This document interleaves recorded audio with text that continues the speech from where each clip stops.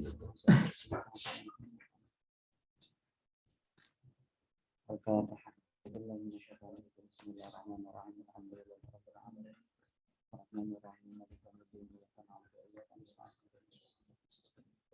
Shiratal ladzina an'amta 'alaihim ghairil maghdubi 'alaihim waladdallin. Alhamdulillahirabbil alamin. Kita akan melanjutkan tolaah ngaji kitab Al-Masnawi Al-Arabi An-Nuri yang ditulis oleh Sayyidina Sultan Zaman Said Nursi. Nanti insyaallah tidak apa-apa semuanya baca aja, mungkin untuk keterangannya nggak apa kita bagi-bagi, tapi untuk baca nggak apa kita semuanya baca nanti. Yang pertama ini sebagai mukadimah, siapapun yang mendengarnya. Tadi kita sedikit bincang dengan Ustaz Dr. Ma'mun ini tentang sedikit penulisan Rasail Nur ya. Pertama, Rasail Nur ini ditulis di metodenya adalah bukan Ustadz sendiri yang menulis, tapi imlaiyah. Jadi beliau berkata menyampaikan pikiran-pikirannya apa yang didapatkan oleh ilham, dan dia meminta murid-muridnya untuk menulis. Ada sekitar ada 4, ada 5 khatab di situ. Nah, kadang-kadang muridnya ini kewalahan karena belum itu sangat cepat. Ada kitab itu yang ditulis hanya beberapa jam gitu aja ya, sangat cepat sekali. Kayak Mujid Ahmadiyah itu cepat banget, ditulis sama 1 minggu atau berapa itu ya. Intinya ditulis dengan jangka waktu yang sangat cepat sekali. Dan yang kedua ini untuk untuk membaca beliau ini saya kira kita perlu melihat background beliau ketika menulis ya. Jadi beliau kan masa-masa kegoncangan umat Islam waktu itu, pertama kegoncangan dari aspek penjajahan. Betul sudah. Nabila. Ini anggota baru ya. Ini aja biar nanti kena ini. Betul.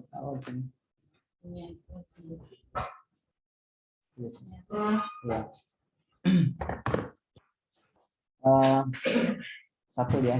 Yang kedua, jadi untuk membaca pemikiran beliau kita perlu melihat background kelahiran beliau. Yang pertama, beliau lahir di masa-masa pergantian posisi umat Islam ya, dari khilafah ke masa sekuler, apalagi di pusatnya waktu itu Turki.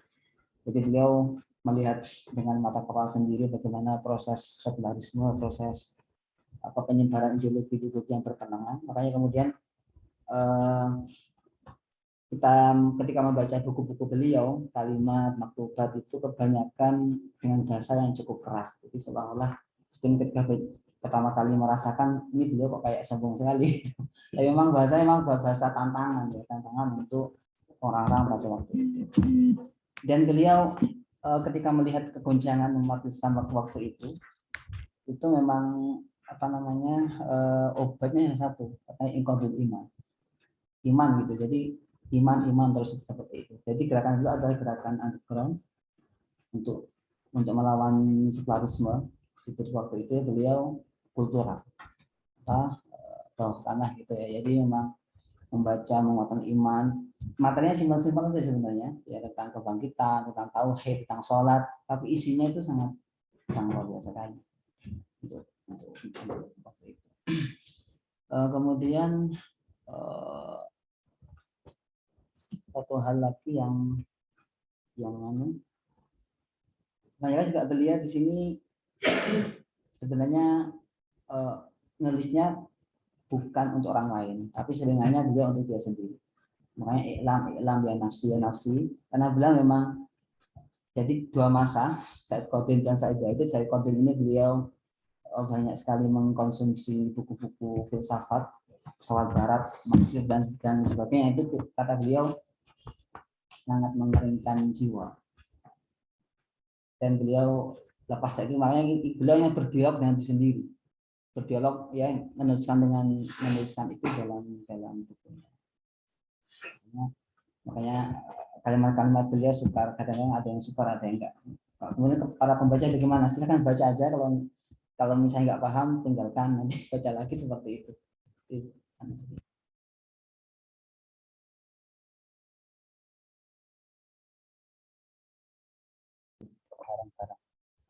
Yang alam atasiah ini kita apa? Apa saja ya? Lam'ah atau percikan-percikan yang ketiga ini masih membahas tentang tauhid. Jadi ini syamsi tauhid, ada beberapa tema tentang tauhid, yang tentang nubuah, ketika tentang Al-Qur'an ya. Yang pernah tentang tauhid. Kemarin beliau mempunyai konsep tersendiri, yaitu konsep togoro atau konsep sekah. Jadi tauhid atah itu adalah melihat stempel, melihat memegang ketuhanan pada setiap sesuatu yang itu tidak mungkin dimiliki oleh selain Tuhan. Dan beliau ada sekitar 10 atau 11 wahana. Ada sekarang yang ketiga ini adalah ihya wa iqil hayah, proses penghidupan, hidup dan proses pemberian kehidupan. Bismillahirrahmanirrahim. Qala al-musannif rahimahullah, alam-atu salisatu. Terus Nabila ada enggak? Alam-atu salisatu unzur ila naqshi taghra'ihi al-madrubi 'ala al-ihya'i wa ita'il hayati. Nadhkuru mimma la yu'addu wahidan wa huwa annahu kama anna lisyamsi 'ala kulli syafafin aw kashfafin min as-sayyarati ila al-qatarati ila dzarrati zujajiyah wa zujajati saljiyah sikkatan misaliyatan min jalawatiha wa tagharra'a khasatan biha. Kadzalika anna lisyamsil ahadiyyati sarmadiyyah 'ala kulli dhi hayatin min jihatil ihya' wa ifadatil hayah taratan sikkatan min tajallil ahadiyyah tadhhur bi khususiyatin law ijtama'al asbabu bi faradil iqtidar wal ikhtiyar laha ala ayqalidu wa ya'tu misliha lam yaf'alu walau kana ba'dhum li ba'din zahira. Jadi dalam paragraf ini beliau ingin menjelaskan tentang stempel ketuhanan pada proses ihya atau ilhaya. Mungkin dalam bahasa akidahnya mungkin ijad, proses penciptaan ya. Di mana penciptaan ini kalau tidak dinisbatkan kepada Allah maka itu tidak masuk akal dan itu tidak mungkin. Kemudian beliau sering membuat permisalan dengan bagian alam semesta. Beliau mengatakan proses penciptaan ini seperti Tuhan ini seperti matahari, ya, seperti matahari dan dan matahari ini pantulan atau mungkin cerminan matahari ada di setiap makhluknya, seperti ada di setiap makhluknya di qatarat sayyarat al-qatarat az-zart az-zujajiyah. Maka sebenarnya beliau membuat permisalan proses penciptaan seperti sinar matahari, seperti itu. Ini mungkin saya singkat aja ya, kita juga. Ini untuk memang pertama saya sulit memahaminya ini. Oke, lanjutkan.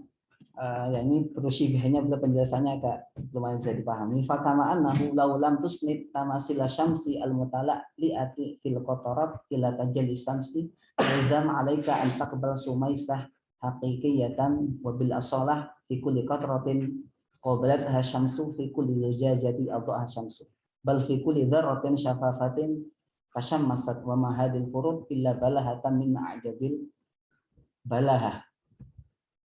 Kadzalika innaka law lam tusnid kulla hayyin wa hayatin wa ahya'in biwasitati tajil ahadiyah al-jami'ah wa biwasitati kaunil hayati nuqtatan markaziyatan min jadi asma allati hiya asyi'atu samsil azal wal abad lazimaka 'alaika an taqbal fi kulli dhi hayatin walau zubabatin aw zahratin qudratan fatiratan bila nihayah wa ilman muhitatan wa iradatan mutlaqatan wa kadza sifatin la yumkin wujuduha illa fil wajibil wujud hatta tatarru an tu'tiya li kulli dzarratin uluhiyatan mutlaqatan in asnadta syai' ila nafsihi aw taqbal li kulli sababin minal asbab al-ghair mahdudah uluhiyatan mutlaqatan in asnat tasyai'a ilal asbab wa taqbal syuraka'a ghair mutanahiyah bil uluhiyah allati sya'nuha istiqlaliyah allati la taqbal asyuraka. Ini nanti yang permisalan beliau dengan matahari, jadi kita harus sering baca itu untuk memahami. Kemudian maksudnya apa sih? Maksudnya ada di paragraf ini, bahwasanya apa namanya, proses penciptaan atau ijad kata beliau, dan ijad pada setiap kehidupan dan penghidupan ini ketika dia tidak disematkan atau tidak diisnadkan kepada Al-Khaliq, maka logikanya adalah maka kita akan memberikan sifat ketuhanan pada seluruh entitas yang ada. Itu kesimpulan beliau.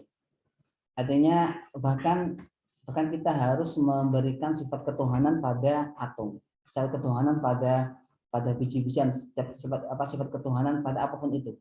Karena seperti yang kita bahas kemarin, bahwasanya seluruh objek yang ada dalam semesta itu mempunyai hubungan dan ada satu entitas itu memiliki unsur-unsur yang ada di alam semesta. Maka ketika dia menciptakan diri sendiri, maka otomatis dia harus mempunyai hubungan dan memiliki kekuasaan yang mutlak dengan seluruh zat yang ada di alam semesta. Ini contohnya misalnya beliau mengatakan walau zubabatin wa zahratin. Zubabah ini lalat dan zahrah dengan bunga. Karena di lalat itu sendiri kan menyimpan berbagai entitas, zat, molekul yang itu diambil dari seluruh di alam semesta ini. Maka ketika penciptaan Zubabah tadi itu tidak diisbatkan kepada zat yang menguasai alam semesta, otomatis mustahil. Maka mustahil Zubabah ini menciptakan dirinya sendiri. Itu logika yang ingin disampaikan oleh Said Nursi. Maka tidak mungkin itu terjadi. Maka ketika seorang mengatakan bahwasanya sesuatu ini menciptakan diri sendiri dengan konsep kausalitas atau dengan konsep hukum fisika, maka sebenarnya kita akan menerima ribuan zat yang memiliki sifat mutlak seperti itu. Ini kata beliau, wa kata sifatin la yumkin yujuda illa fi wajibin wujud. Karena kan tadi itu. Jadi karena setiap entitas itu harus ketika berwujud dia harus melibatkan seluruh entitas yang ada, baik dzahiriyah maupun batiniah. Ini kemudian in anna kulla dzarratin, maka setiap zarrah bagian atom la siyama idza kanat minal bizrah wan nawah, seperti bizrah wan nawah, seperti biji-biji dan benih-benih, laha wada'iyatun muntazamatun ajibah, mempunyai susunan yang itu sangat ajibah, susunan yang sangat rapi, yang sangat teratur ya, atur. Walaha munasabah ma'ajazatil hayyil ladzi hiya juz'un minhu, dan benih dan biji-bijian itu mempunyai relasi dengan seluruh entitas hidup yang itu menjadi bagian darinya. Balaha munasabat ma'anawihi, dan dia juga mempunyai hubungan dengan makhluk sejenisnya, dengan spesies sejenisnya, bal ma'al mawjudat, bahkan seluruh entitas yang ada dalam semesta. Walaha wadhaif fi nisbatiha kan nafari fi dawair al-askariyah, dan dia mengibaratkan satu benih itu seperti satu pasukan, seperti satu kompi dalam pasukan itu mempunyai hubungan dengan kompi yang lain. Falau qata'ta nisbat dzarrah ala qadril muqtad, maka jika Anda itu memotong hubungan zarah tadi itu dengan al-qadr mutlak, dengan zat kekuasaan mutlak, lazima ka antakbal fi dzarrah ainan tara kull syai'in, maka engkau harus memberikan menisbatkan bahwasanya zarrah itu, atom itu mempunyai mata tara kull syai'in, yang bisa melihat seluruh entitas yang ada, wa syu'uran yuhitu bi kulli syai', dan perasaan yang bisa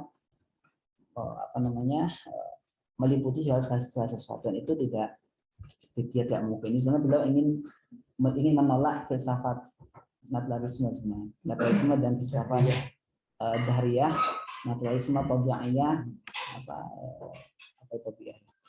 Iya, naturalisme. Alhasil ini yang terakhir, kama annahu law lam tusnid shumaisatil mashhudati fil qatarat ila jawalati syamsi fi diyaiha lazimaka qabula sumusi ghairi mahsuratin fi asya'in saghiratin tudiku an nujaimatid dubaibatil lati tatiru bil lail. Ini bisa mengibaratkan ketika seseorang menisbatkan bahwasanya satu zat itu menciptakan sendiri, maka seperti engkau melihat akan seperti engkau menghadirkan jumlah matahari pada setiap pantulan makhluk itu.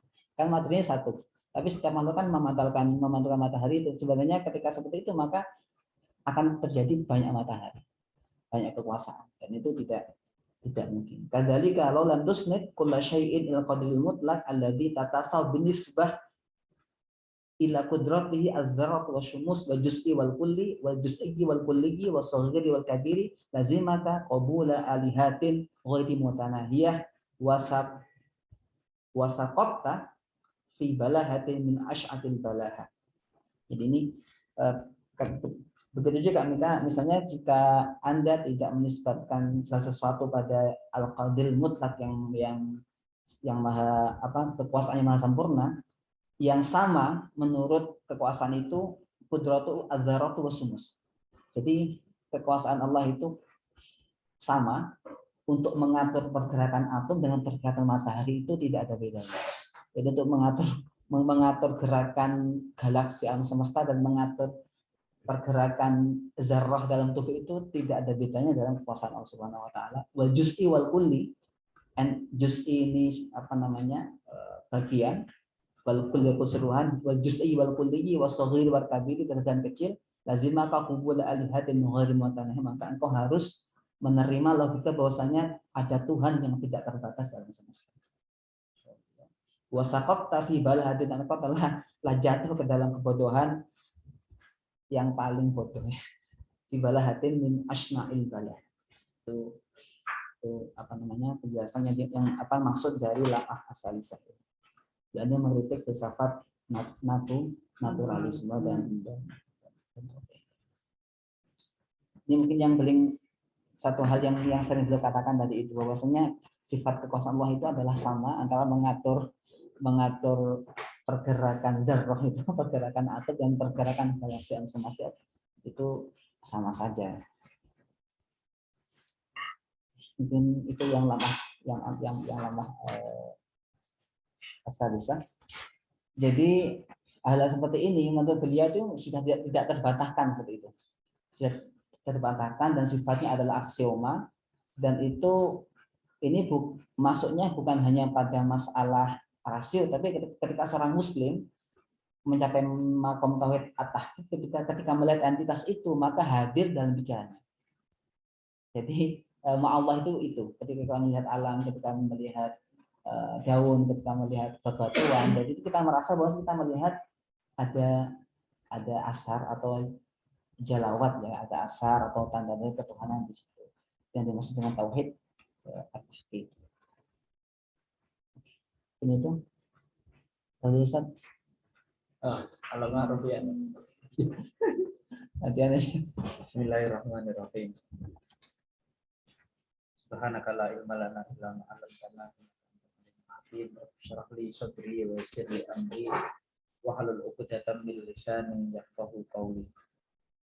Qala musannif rahimahullah ta'ala, fa kama anal kitaba law kana maktuban yakfi lahu qalamun wahidun bi wahidin walau kana matbu'an maka yulzamu li tabihi atau li tabihi aqlamun bi adadi hurufihi ala syakli hurufihi washtiraku katsirina li tasni'i tilkal aqlam ay al huruf al hadid walau kutiba bi khatin daqiqin akasarul kitab fi ba'dil kalimat kama qad tuktabu suratu yasin fi kalimati yasin Fatina idin la buddha ditabikil kal kalimah wahidah aklamun hadidiyah bi adadi hurufi akasaril kitab.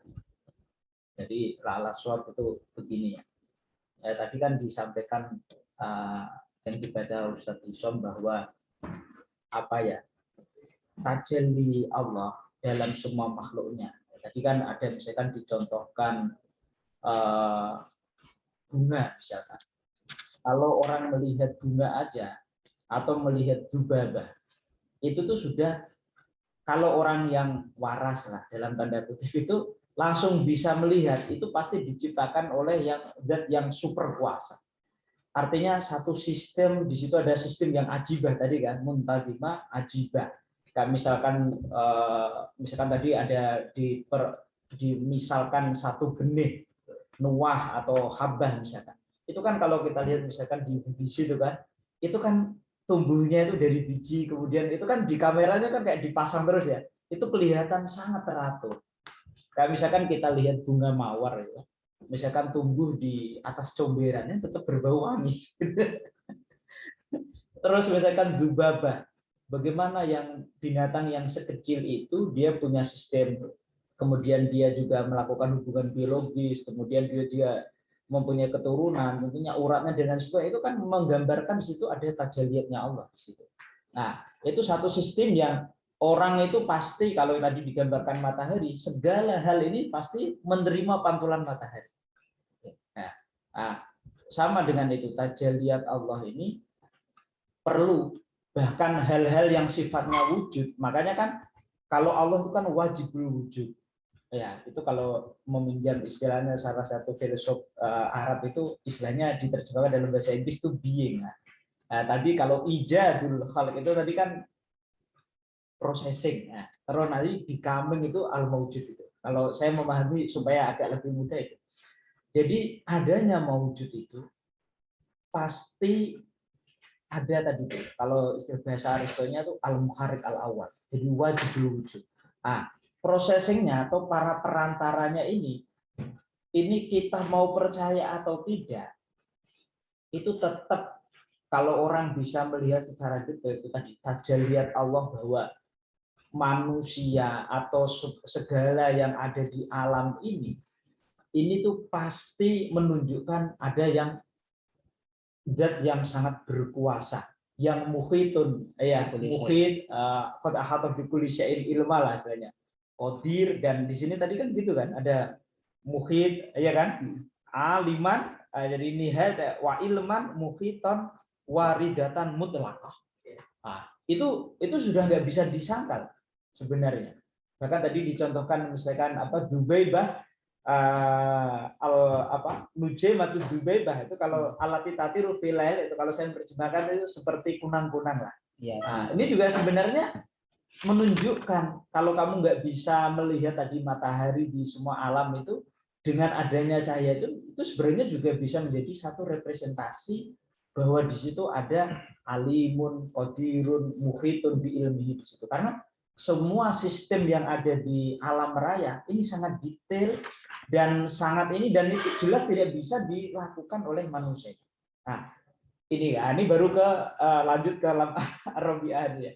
Sama dengan kitab. Kitab ini misalkan ditulis satu huruf itu cukup dengan satu tinta, kan? Seolah-olah kayak gitu. Tapi kan satu kitab ini walaupun ini ditulis misalkan Ustadz Isom, tentunya kadang tidak cukup menggunakan satu tinta. Nah itulah makhluk-makhluk yang Allah yang lain ini sebagai apa ya? Sebagai fight-nya Allah yang wajibul wujud ini, inilah dengan kolam lain. Jadi nanti ada anwa'nya itu mukhtalifah. Ada akhrufnya, hurufnya tadi kan berbagi-bagi kan. Misalkan Yasin itu lafal Yasin aja. Tapi kan turunannya kan nanti banyak. Kayak kitab ini apa nih Masnawi juga gitu kan. Jadi ini Masnawi, tapi di dalamnya banyak. Bisa jadi ini ditulis oleh satu orang, tapi hurufnya bisa jadi membutuhkan banyak pola. Itulah yang disebut kalau sependek pengetahuan saya, itulah yang asbab itu. Asbab atau makhluk-makhluk Allah yang merepresentasikan bahwa adanya satu entitas yang mutlak. Nah, kalau menggunakan bahasa Ibnu Arabi itu, saya tadi baru baca juga ya. Kenapa Tuhan itu sangat susah untuk dipahami gitu. Karena kata Rumi itu bukan berarti Tuhan pelit untuk mengenalkan dirinya, tapi apa artinya sebuah gelas untuk menggambarkan satu samudera yang luas, untuk menampung samudera. Jadi air samudera artinya ilmu-ilmu Allah ini memang susah, kecuali orang-orang yang memang dikasih kapasitas khusus kan. Nah, jadi di situ juga digambarkan bahwa ilmu Allah itu andaikan ditulis dengan tinta yang di surat Kahfi itu kan, ditulis dengan tinta, itu nanti nggak akan cukup. Andaikan diciptakan lagi tinta yang yang seluas samudra itu, seluruh samudra kemudian untuk menulis dan semua pohon untuk dijadikan, juga nggak cukup untuk menulis itu. Nah, jadi bukan berarti Allah pelit. Nah, itu kalau dalam bahasa tasawufnya itu saya melihat itu kan itu yang disebut dengan a'yan, itu zamannya dari ain, itulah disebut dengan entitas. Kalau sudah entitas, ini sudah di atas yang disebut dengan alam itu. Karena kalau alam itu satu keteraturan yang ada polanya.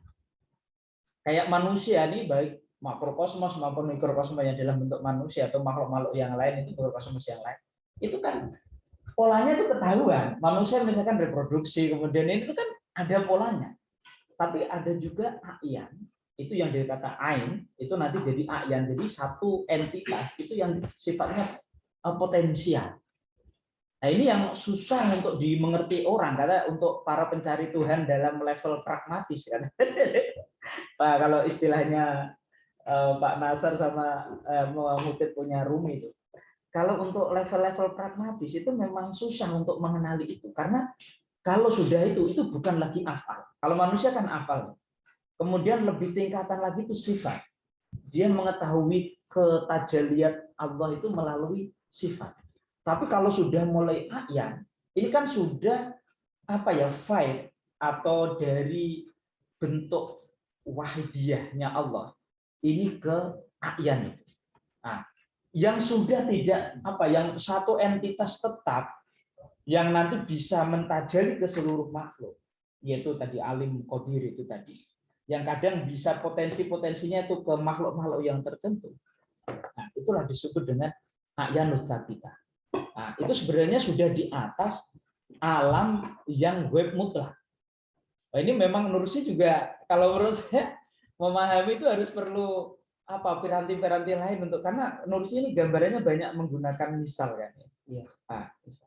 Jadi fakina itu labuda litop itil kal kalimah al wahidah, maka perlu banyak tinta, banyak kolam ini untuk misalkan Yasin, kayak misalkan Al-Qur'an, misalkan secara keseluruhan kalamullah itu kan diperas sarinya di dalam surat Yasin, kemudian diperas lagi dalam surat Fatihah, kemudian dalam Bismillahirrahmanirrahim, terus akhirnya pada titik ba. Itu kalau dalam tasawuf kan gitu kan. Artinya jadi untuk menggambarkan satu wajibul wujud aja itu, baik dalam kajian filsafat, malah kalau orang filsafat menurut saya itu kan belum ada yang pernah berhasil kan.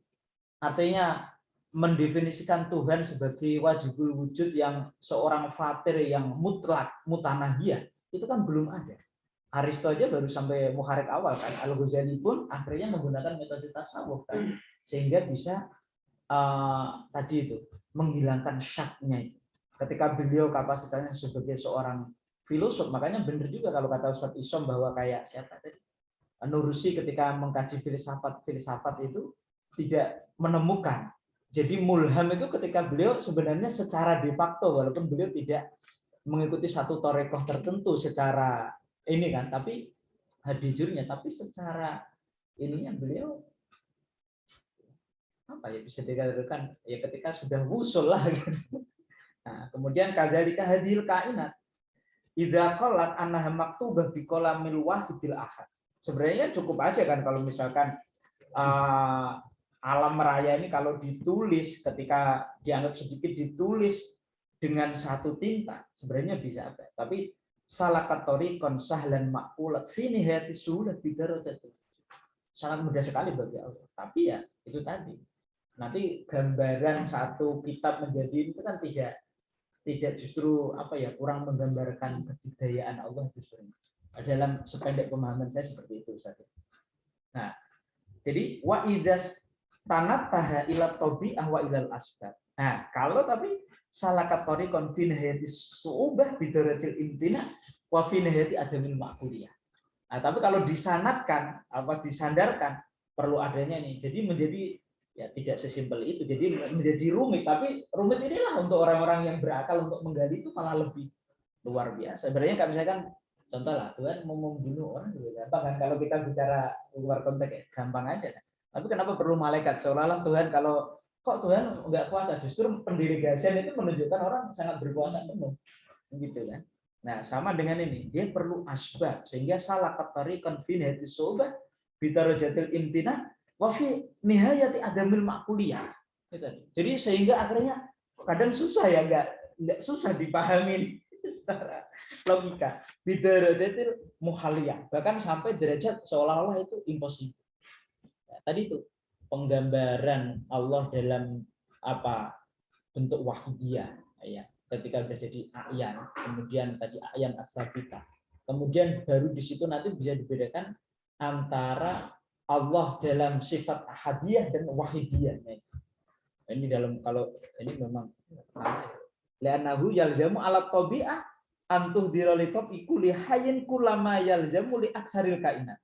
Ya, ini memang yang semua kehidupan ini satu alam raya ini perlulah seperti mempunyai satu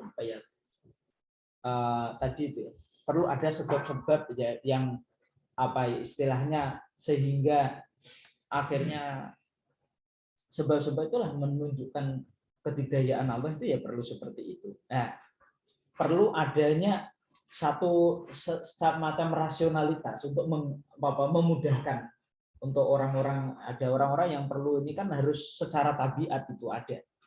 Misalkan ada proses kayak manusia itu kan, contohnya gini tuh tadi, ketika bilang ijadul wujud, orang itu kan ada yang menggunakan sunatullah itu kan, orang ya lahir melalui perantara wasilah bapak ibu itu.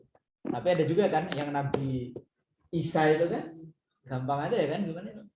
Wa yukallimun nasa fil mahdi wa kahla wa minas sholihin qalat rabbi anna yakunu li waladu wa lam yamsasni bashar. Baru qala kadzalikillahu yakhluqu ma yasha. Karena itu menggunakan jalur yang tidak normal, artinya tidak seperti hukum tabiat. Kalau Ghazali nyebutnya konon tabi'i kan, dalam kausalitas kan konon tabi'i. Ibnu Rus juga sepakat itu kan. Tapi ketika bicara tentang Nabi Zakaria kan bilangnya beda. Gimana itu? Itu kulama da'a Zakaria rabbah qala rabbi habli min ladunka dzurriyyatan thayyibatan innaka sami'ud du'a. Fanadatul malaikatu wa huwa qa'imun yusalli fil mihrab annallahu yubashshiruka bi Yahya musaddiqan bi kalimatin minallahi wa sayyidan wa hasura wa nabiyyan minas sholihin. Baru kan qala rabbi anna yakunu li gulamu wa qad balaghuniyal kibaru wa imraati akhir, baru qala kadzalika Allahu yaf'alu ma syaa. Ya yaf'alu kan? Bahasanya yaf'alu, tapi ketika ke Maryam itu kadzalik qalat kadzalika yakhluqu ma yasha. Betul kan? Nah, kadzalika yakhluqu ma yasha. Idza qada amran fa inna ma yaqulu lahu kun fayakun. Tapi ketika ke Nabi Zakaria yaf'alu ma yasha. Ini mungkin pemahaman saya yang masih terbatas ini. Sepertinya seperti itu ya, bahwa ada juga yang untuk memahamkan itu perlu adanya hal-hal yang sifatnya itu tabi, sifatnya itu alami. Yang inilah yang disebut dengan sunat. Fahadhi minal khurafat allati tumajjiha al-awhad bala budda antu jida fi kulli juz'in minat turab wal ma' wal hawa. Ya, imma malayi mutabba'ati ma'nawiyah wa maqinat mustatira fihi hatta bi adadil azhar wal asma. Liyumkin tusakkilu hadikal azahir was samarat al mutakhalifah al jihazat wal mahiyah. Wa imma fardu wujudi qudratin qadiratin ala tasni'i jami'in nabatat. Wa wujudu ilmin bila nihayatin muhitin bitafasili jami'i khawasin jami'il asjari wal munazzaharati, betul ya? Muntazaharat ya. Wajihazatiha wa mawaziniha fi kulli juz'in minat turab wal ma' wal hawa. Id kullu juz'in min hadhihi thalatha yasluhu ayyasira man sya'a litashkili kullin nabatat au aksari. Jadi gambaran itu tadi ya, apa istilahnya, dicontohkan hanya buah, terus kemudian bunga, itu kan perlu adanya ilmu yang tidak ada batasnya untuk penciptaan itu.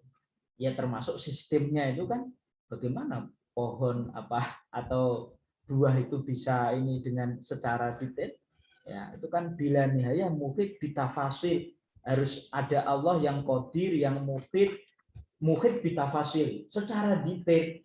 Nah, kenapa sama-sama disirami ada yang mati tidak? Ilkulujnya menjadi salah ya. Kenapa gambaran itu hanya pohon, kemudian ini dan juga tadi ya turab, maksudnya turab, mak dan hawa tadi udara. Ini sebenarnya bisa menggambarkan itu ya, itu apa ya, punya relevansi untuk bisa menggambarkan tumbuhnya tumbuh-tumbuhan itu ya, kullun nabata. Nah, itu kan turab, mak dan hawa. Bahkan manusia sendiri itu kan sebenarnya juga minat turab. Kalau Pak Kiai Wafi itu pernah menggambarkan, pernah sampai ke ITB itu, IPB. Itu tanah itu apa sih? Tanah liat itu ternyata unsur-unsur yang ada di tanah itu memang sama dengan unsur-unsur yang ada di manusia. Ada nitrogen, oksigen dan sebagainya. Itu ketika diputar secara kencang, ternyata itu bisa menjadi satu unsur yang itu tuh misalnya kehidupan. Nah, sebenarnya dengan adanya sains ya, itu sebenarnya harusnya orang semakin percaya. Kita dengan melihat tadi itu bunga aja dengan ini yang sangat detail, ya, harusnya orang tahu kebesaran Allah. Kira-kira itu. Jadi kemana-mana. Wallahualam bishawab. Enggak lupa ya. Apa nih? Assalamualaikum warahmatullahi wabarakatuh.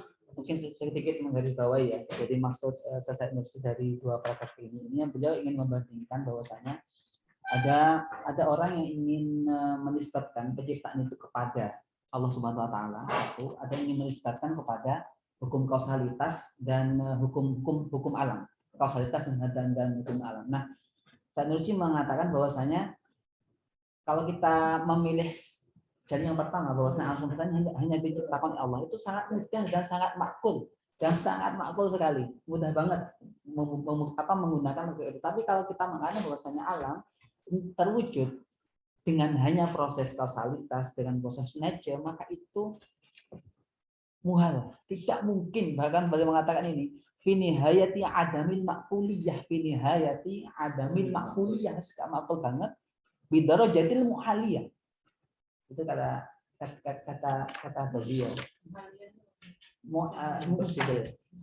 Mustahil.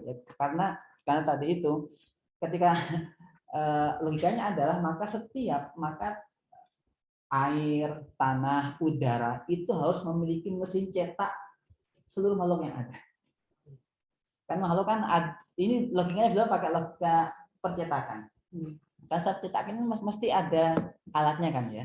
Maka enggak mungkin air kemudian turab itu memiliki kekuatan untuk itu. Maka kekuatan itu harus dicenderung pada yang kuasa. Itu logika beliau yang ingin beliau sampaikan. Kemudian untuk yang Yasin itu sebenarnya contoh Ustaz. Jadi kalau kita ke Turki itu ada khot Yasin, tapi di situ ditulis surat Yasin. Oh gitu. Paham ya? Jadi surat Yasin ditulis dengan khot Yasin. Misalnya Yasin, tapi dalamnya surat Yasin. Surat Yasin penuh. Surat Yasin penuh. Kemudian surat surat Yasin kan pasti di dalam lagi ada surat Yasin lagi. Nah, itu logik itu beliau mengambil contoh seperti itu, mengambil permisalan ya. Itu sedikit ya. Saya kadang-kadang untuk membaca tasbih beliau ini perlu baca berulang-ulang. Tasbih matahari, apa tasbih itu apa namanya permisalan ya? Matahari, permisalan pasukan, permisalan ini. Kadang saya permisalan itu kurang mengena, tapi ketika membaca maksudnya, oh baru tahu maksudnya. Ya tadi ya, kayak tentara satu kompi itu Tapi, satu orang mempunyai peran tersendiri yang iya. tidak bisa diremehkan itu ya, untuk menggambarkan makrokosmos itu ya. Karena dulu begini, kenapa? Mungkin nanti ketika membaca Risale Nur itu pasti dimulai dengan permisalan. Paragraf. Kalau kita sering baca Alatas, kemudian baca Nursi, itu tampang nampaknya. Itu mesti contoh dulu, contoh misal dulu, permisalan, semuanya permisalan. Karena beliau mengatakan agar ketuhanan itu tidak bisa dicapai dengan logika, tapi hanya didekati dengan permisalan. Itu beliau mengungkapkan seperti itu. Nah, termasuk ini dong, misalnya ini, misalnya. Oke, itu sedikit ya. Ini intinya adalah bahwasanya alam ini, secara logika ini ditulis dengan satu pena dan tidak mungkin ditulis dengan banyak pena. Cukup dengan satu pena gampang. Itu oke. Paragraf selanjutnya ada 2 paragraf. Satu saja. Baca aja. Untuk yang ini ya, jelaskan. Al-lam'ah al-khamisah. Bukan. Lanjutannya. Fafrud. Fafrud qas'ah ya. Qas'atu rabin. Summa afroda dukhuli kulli. Sumafrud dukhul kulla bidhr ya. Ya, bidrin wa nawatin fiha ala ta'aqub. Sumafrud al-qas'ah wa mla'aha min subrah at-turab min subratit turab hatta takil kullat turab tara an-natijah wahidah ala anna al-mashhud yakfika id tushahid fi sayrika fil ard munsyi'atun aksar mansya'iyatun aksaru ajza'it turab li aksarin nabatat ma'anna tashakkul kulla wahidin minan nabatat al muzahrah wal musmirah mukhalif li kulli wahidin minha wa kullu wahidin minha laha minal intizam wal ittizan wal imtiyaz tarzun khasun wa khususiyatun tastalzimu jihazatin makhsusah wa makinatun khasah wa matbu'atin takhassuhu bal tastalzimu wujud kulla jihazatin tashkilin tamami syajarah wan nabat fi kulli wahidin min nawatihi wa bidrihi ma'a basatatul budur wan nawatat wa tashabuhiha fayalzam ala tabi'ah an tuhdar makna jihazatin tashakkul kullal asya wa makinatiha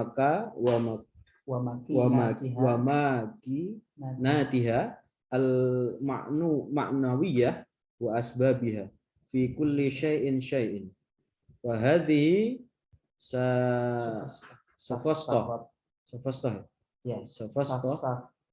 safatun yatanaffar minha as-satai aidan wa khurafah yakhjulu minha man yudhikan nas fi naqlil khurafat. Lama. Cukup. Kayaknya kita cukupkan aja. Mungkin dari paragraf ini misal saja. Jadi kan satu benih itu kan sebenarnya memiliki berbagai potensi dan berbagai macam perbedaan ya. Nah, tapi ketika itu dimasukkan ke dalam satu tanah, maka tumbuhnya kan sama cara-caranya itu. Keluarnya itu ya, keluarnya akan keluar tumbuhan macam-macam. Padahal tanah itu bukan pabrik. Padahal tanah itu tidak memiliki potensi untuk membuat seperti itu. Untuk membuat itu ya, membuat proses tumbuh seperti itu. Maka nggak mungkin tanah itu mempunyai kekuasaan yang mutlak untuk menumbuhkan itu. Maka kekuasaan mutlak dari tanah. Jadi itu benar maksud saya ini Seperti itu. Oke, mungkin itu saja. 2 ya. Iya. Tanah hanya media. Kan ketika seorang itu hanya melihat hukum alam dan hukum tabiat akan memandang bahwasanya pertama asbab, bahwasanya yang menumbuhkan pohon, menumbuhkan benih itu kan alam, tanah, air dan zat itu. Padahal bukan itu yang menumbuhkan. Dengan pandangan tabi'iyah, dengan pandangan al-madiyah, maka itu yang dan padahal apa namanya, setiap tumbuh ketika tumbuh itu mempunyai zat-zat, punya bentuk yang sangat berbeda dan apa namanya ajiwah tadi.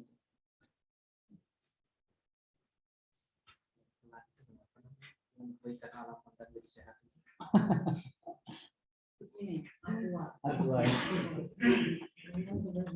Oke, ya memang utama ini ya. Menurut saya bahasa Sa'nur yang paling dipahami ini bahasa Mas Tawi. Bahasa Mas Tawi sangat sulit dipahami dan bahasanya sangat tinggi. Tapi nggak apa-apa, itu kan ini kan merupakan kesimpulan dari Sa'nur. Tapi nggak apa-apa, kita coba dengan memahami ini, insya Allah yang lain akan ikut. Mungkin diulang dari awal saat ininya. Bukan diulang, inti dari, kan ini sudah 4 lam'ah. 4 lam'ah ya. Ini kan menjelaskan tentang ini kan, tauhid ya. Ya. Tauhid itu. Mungkin bisa dijelaskan nukotnya aja. Oke. Karena sudah 4 nukot. Singkat aja, bismillah. Jadi pertama saya ini membagi tadi menjadi 2, ada tauhid al-ami dan tauhid al-haqi. Kalau tauhid ami ya cukup seorang mengatakan ya Muhammad Rasulullah tanpa melihat sesuatu, tanpa melihat pembuktian, tanpa melalui apapun itu. Dan itu labil tauhidnya. Itu bisa tergoyang dengan membaca dengan tantangan yang ada, itu bisa tergoyang. Tapi kemudian saya memperkenalkan tauhid at-tahqiqi dengan konsep tawara dan sikah tadi. Jadi membaca stempel ketuhanan di seluruh alam semesta. Pertama di langkah yang pertama itu diproses dari kehidupan. Dimana kehidupan salah satu stempel adalah Allah menciptakan satu entitas menjadi banyak entitas dan banyak entitas menjadi satu entitas. Masih menjadi energi, menjadi oksigen, macam-macam dan itu sikah adalah, itu ya, itu sikah. Atau mungkin itu satu entitas menjadi banyak entitas atau banyak entitas menjadi satu entitas. Kita minum air, kita makan kacang, kita makan ini, tapi akan menjadi jisim yang satu bentuk. Itu nggak mungkin dilakukan oleh kekuatan yang tidak punya kekuatan, tidak mungkin non Tuhan, tidak mungkin, maka itu pasti kekuatan Tuhan. Nah itu sebuah sikah yang pertama, atau tobok ya, tobok yang pertama. Yang kedua adalah dalam proses zawil hayah ya, zawil hayah. Pada setiap ini tobok ya, tobok ini saya mesti menyebut tobok. Yang tobok itu ayat, mungkin tanda. Ini yang lam'ah kedua ya. Al-Atas mengatakan ayat, tapi nusi menggunakan tobok. Dan itu tobok ketuhanan, itu tobok khalq. Nggak mungkin Tuhan selain Tuhan yang memiliki.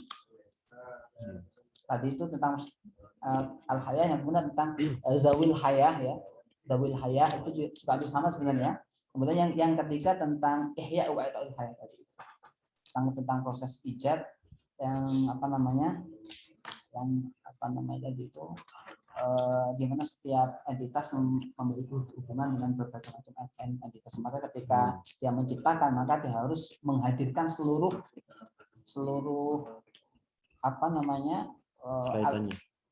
bahan-bahan yang ada. Dan bahan itu berasal di alam semesta. Itu nggak mungkin. Bagaimana kalau bukan Tuhan yang wahidun bikulli syai'.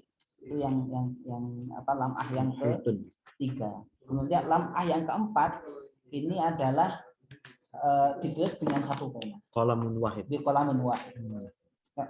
Nggak mungkin dengan banyak pena dan banyak kekuatan. Kalau banyak kekuatan, bagaimana bisa? Satu karangan, satu makalah, terus dengan satu pikiran itu kan menunjukkan satu keutuhan ya. Tapi kalau dengan banyak kan akan terjadi pemulahan. Nah itu khotam yang keempat. Jadi beliau mengistilahnya dengan khotam atau Taurat. Mungkin kalau al-atas dengan ayat.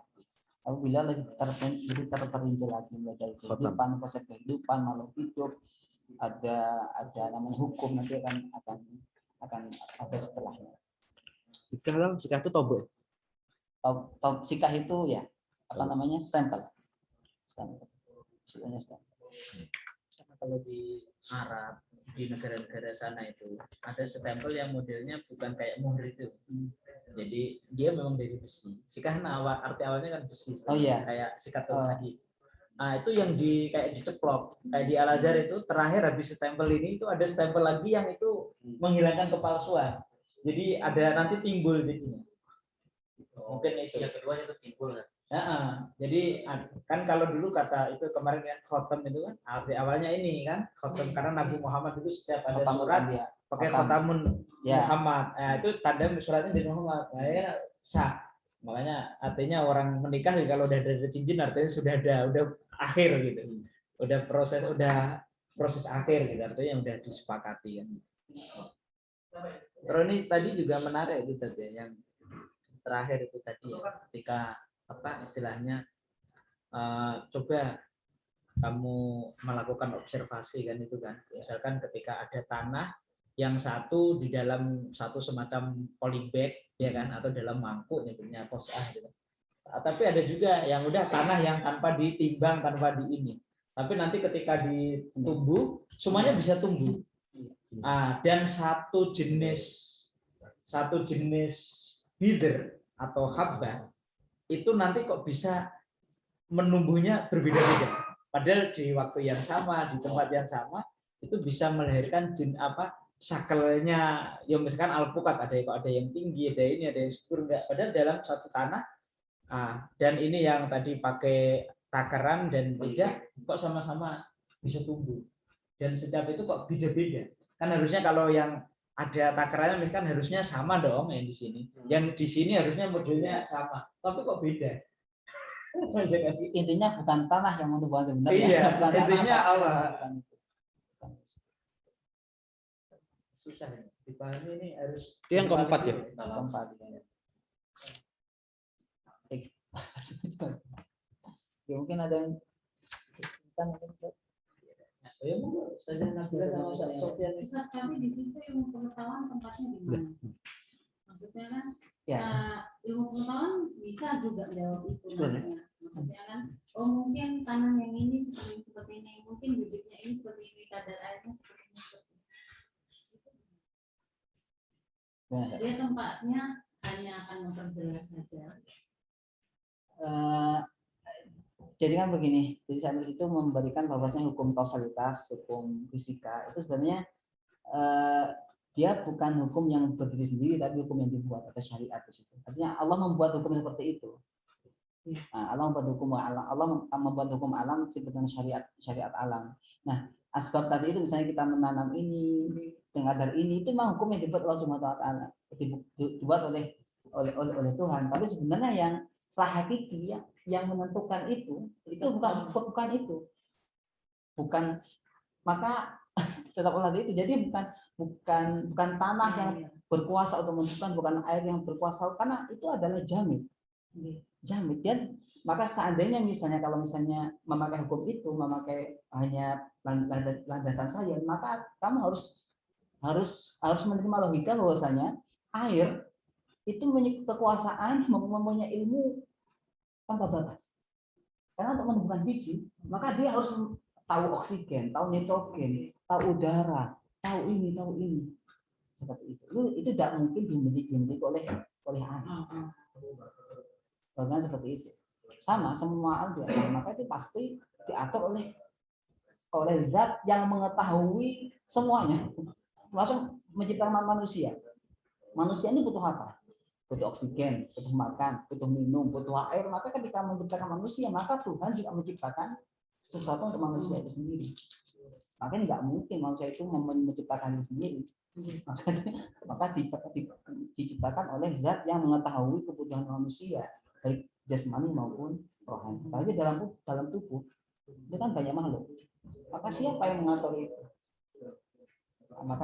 Maka kalau saya sih nggak mungkin, maka itu muhal sekali kalau hanya mengandalkan hukum kausalitas dan hukum alam. Dan itu untuk sebenarnya waktu itu sangat di Turki memang sedang marak-maraknya kajian Sekuler. orang mendewa-dewakan saya itu sampai tidak percaya pada. Mungkin sekarang masih ada ya, jadi ilmu yang maksudnya sekarang ketika kita baca biologi, baca ekologi itu kan tidak melibatkan Tuhan sama sekali, seolah ya alam itu yang ya adanya ledakan itu kan kekuatan. Seolah-olah pengen menyediakan campur tangan Tuhan. Kayak teori evolusi kan juga sebenarnya pengen nanti kok manusia istilahnya makhluk hidup tuh bisa melakukan evolusi kan akhirnya seolah-olah pengen orang berat yang pengen nggak perlu ada Tuhan. Makanya tadi ya korelasi dengan hukum Tabi'i atau nyebutnya konon Tabi'i kalau dalam istilah Ibnu Rushd. Al-Ghazali juga menggunakan itu. Ada yang menggunakan sunnatul wajib tadi. Jadi sains itu sebenarnya memang ada tempatnya. Misalkan artinya gini, tanah ketika dikelola dengan teknologi atau dengan sains itu kan, dengan ilmu-ilmu pertanian, engineering bidang itu, arsitek itu kan bisa. Tapi kan ternyata tadi kan misalkan dicontohkan dalam polybag sama yang nggak di polybag. Yang ini ditakar, ini tidak ditakar. Kok ini sama-sama bisa menumbuhkan dan setiap jenis yang ini kok berbeda. Harusnya kalau yang ditakar dengan ini seharusnya sama dong. Dengan pupuk yang sama ini harusnya sama. Ini kan contoh lah. Jadi artinya sunnatul itu di situ ada, tapi tetap ada konon-konon yang melampaui batas. Kalau nanti kembali ke mukjizat itu ya. Kalau saya memahami Ibnu Rushd, kan misalkan kausalitas itu. Kenapa kalau Ibnu Rushd itu misalkan api ketemu kertas atau cotton itu pasti terbakar. Karena nanti justru mukjizat Nabi Ibrahim itu jadi ketara sekali. Karena secara alam itu terbakar, ketemu bakar. Justru ketika dia nggak kebakar, itulah ada undang-undang Allah yang melampaui undang-undang yang dibuat Allah untuk umum. Gitu. Nah, kayak gitu, kayak misalkan Maryam kan, orang nggak punya suami itu masih punya anak. Paling itu kan Melampaui hukum kausalitas. Melampaui hukum kausalitas. Walaupun sunnatullahnya juga dibuat Allah. Makanya walam tajid sunnatillah orang punya anak yang gitu kan. Tapi akhirnya pun teknologi pun akhirnya ketika saya pernah melihat Royan Institute ketika membuat satu cloning itu di waktu saya di Iran tuh, kok bisa ya? Akhirnya profesor saya tuh bilang gini, inilah orang semakin tahu saya akhirnya semakin percaya. Nabi Isa manusia aja sekarang dengan berkembangnya teknologi di satu dikasih ilmu itu bisa melakukan cloning hanya menggunakan kromosom ini dikasih ke kambing yang satu tanpa melakukan hubungan biologis itu bisa lahir kambing dengan model yang sama kromosom hanya diambil kromosomnya tanpa melakukan hubungan biologis. Apa susahnya bagi Allah yang membuat yang kuasa kan manusia aja yang ini dikasih ilmu sebagian ilmunya Allah bisa. Kira-kira seperti itulah istilahnya konon tabi'i itu nanti ada konon-konon yang tidak berlaku untuk umum itu makanya ada karoma, ada mujizat. Tapi ya mungkin ya setiap pemikir besar itu kan pasti ada sosiologisnya tadi ya. Tadi saya misalkan Turki kenapa Mursi sampai ini ya karena memang orang awalnya sudah sekuler banget Turki kan. Orang menjadi sekuler banget juga di Turki itu kan juga ada sebabnya juga ya. Ataturk kenapa sampai dia dijewakan? Ata itu kan artinya bapak. Turk itu bapaknya Turki karena ketika khilafah Turki Utsmani muruntuh, dia kan sebenarnya pengen mau mengikuti Inggris dan sekutunya, tapi Ataturk tetap melakukan satu pemberontakan. Maka satu sisi Ataturk itu dianggap pahlawan, satu sisi dianggap sebagai penjahat. Itu tergantung melihat dari sisi mana. Tapi adanya sekularisme, memang ya kebablasan akhirnya kan Ataturk. Tapi ya ada yang melatar belakangnya pemikiran itu karena memang awalnya para sultan-sultan yang terakhir itu kan sudah menggunakan satu agama untuk apa ya? Untuk menguatkan posisi dia. Sementara dia menjadi budaknya para sekutu. Pengen kan kalah perang kan? Dia kan sekutu dengan Jerman waktu itu, Prusia. Jadi dia sekutu dengan Jerman kalah, akhirnya mau manut tapi dengan menggunakan legalitas para ahli agama. Itu yang ya ketika agama campur politik kan memang bahaya. Makanya itu tadi. Ya, terus kemudian lahirnya Nursi mungkin jadi antitesa sekularisme, sama dengan di Cina itu adanya Konfusiusme itu juga sebagai antitesa aliran Laozi. Jadi semua nabi-nabi juga gitu kan. Nabi Musa itu, Nabi Isa menjadi antitesanya Nabi Musa yang keras. Nabi Isa kelewat lembut. Iya kan? Kelewat lembut kan dengan cintanya. Agama cinta ya. Agama cinta. Kalau ditampar PPKN kasih dipikir. Karena waktu zaman Nabi Musa tobat aja dengan bunuh diri. Iya kan? Habis manusia gitu. Nabi Muhammad penyeimbang. Ya jangan kayak gitu, makanya waqatilu fisabilillahi alladziina yuqatilunakum wala taqtadu. Ya kalau diperangi ya perangi juga lah, tapi jangan mengambil. Jadi saya menariknya gini, Nursi itu ketika mengarang pertama ya. Jadi sebelum keluarnya ini, dia tuh sebelum runtuhnya Turki Utsmani, itu dulu sudah mengatakan ini sudah asrul ilafah, asarnya khilafah. Itu jadi sebelum masa balik itu sudah seperti itu. Terus kemudian Turki ini sedang mengandung Eropa, dan Eropa sedang mengandung Islam. Itu kata ya. Jadi sebelumnya memang banget, dan sekarang Islam kan berkembang di Eropa. Itu jadi sebelumnya saya sudah bahas sedikit. Terus kemudian karangannya itu memang beliau mengatakan saya menulis ini untuk masa saya dan 50 tahun yang akan datang yang akan membaca kitab saya. Itu beberapa tempat mengatakan seperti itu. Jadi memang Kita masih sibuk mayor minor. Allah. Bagaimana untuk umat ini?